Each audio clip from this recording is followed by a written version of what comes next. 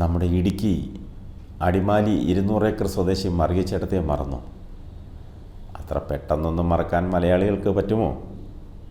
ക്ഷേമ പെൻഷൻ മുടങ്ങിയതിൽ പ്രതിഷേധിച്ച് അടിമാലി ടൗണിൽ പിച്ചച്ചട്ടിയെടുത്ത് ഭിക്ഷയാദിച്ച മറിയച്ചേട്ടത്തെ ആരൊക്കെ മറന്നാലും സഖാക്കൾ മറക്കില്ല. ചെറുപ്പം മുതലേ ചുറ്റുമുള്ള കൊള്ളരുതായ്മകൾക്കെതിരെ മുഖം നോക്കാതെ ശബ്ദമുയർത്തിയിരുന്നുവെന്നൊക്കെയാണ് നാട്ടുകാർ സാക്ഷ്യപ്പെടുത്തിയത്.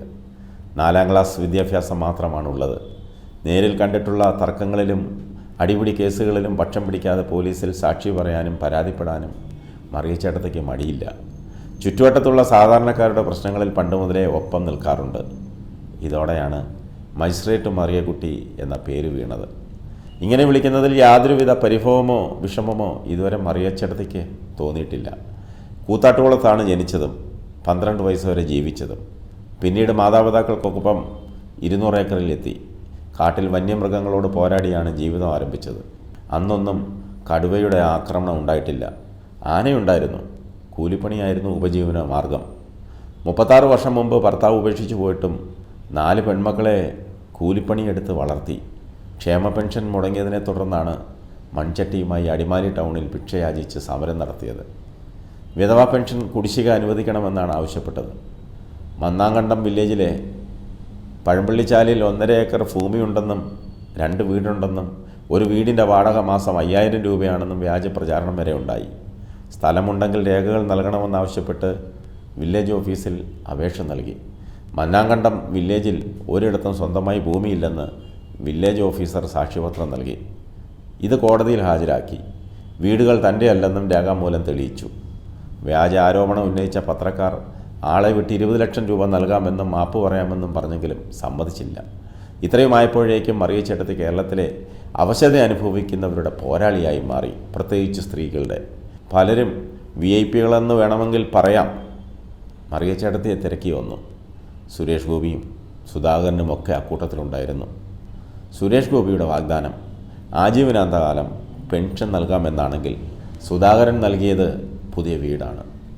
ഇതിനിടയിൽ മറിയച്ചേട്ടത്തിയെ പൊക്കിക്കൊണ്ട് നടക്കാൻ കോൺഗ്രസ്സുകാരും BJP-ക്കാരും മത്സരമായിരുന്നു.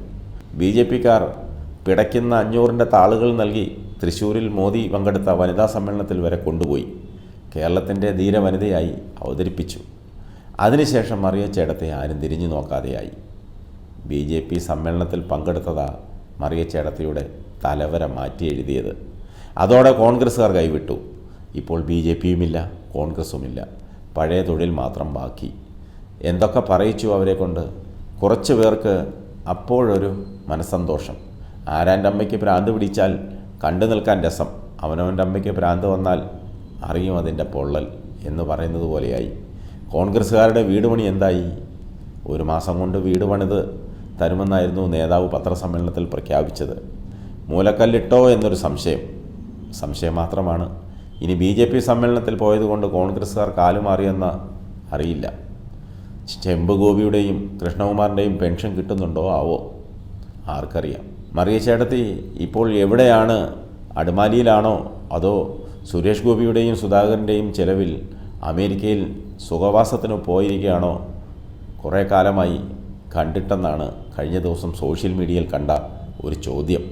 അതിന് മറുപടിയായി മറ്റൊരാൾ കുറിച്ചത്, വീടിൻ്റെ പണി നടക്കുന്നു, ചെമ്പടിക്കാനും സ്വർണ്ണത്തൂണുകൾ നിർമ്മിക്കാനുമുള്ള മിനുക്കുപണി ഇനി ബാക്കിയുണ്ട്.